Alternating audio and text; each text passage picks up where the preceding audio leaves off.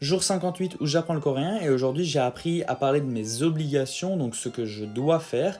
Et la structure pour justement faire une phrase d'obligation est assez simple vu qu'on va prendre le verbe, le mettre sous sa forme présent, donc la forme a, o, yo. On va retirer le yo et le remplacer par ya et ensuite rajouter soit le verbe heyo, soit le verbe tweyo.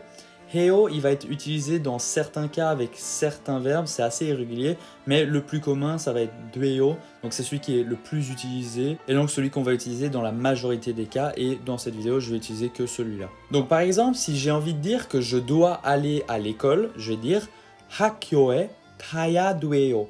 Donc 학교에 c'est à l'école, et ensuite on a 가야 돼요 qui vient du verbe 가다, aller.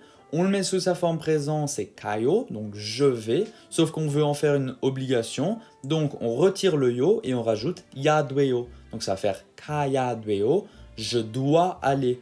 Donc 학교에 가야 돼요, je dois aller à l'école. Un autre exemple maintenant, si j'ai envie de poser la question qu'est-ce que tu dois faire, qu'est-ce que tu es dans l'obligation de faire, je vais dire 뭐 해야 돼요. Donc 뭐 c'est quoi, mais dans ce cas-là ça va être qu'est-ce que. Et ensuite on a le verbe 해야 돼요, ça vient du verbe 하다, faire. On le met sous sa forme présent, c'est 해요, donc je fais, sauf qu'on veut que ce soit une obligation, donc je retire le yo et je rajoute 해야 돼요. Donc 해야 돼요, je dois faire. Et donc 뭐 해야 돼요, qu'est-ce que tu dois faire? Qu'est-ce que tu es dans l'obligation de faire? Voilà, j'espère que vous avez tout compris. Je vous souhaite une agréable fin de journée et je vous dis à demain pour le jour 59.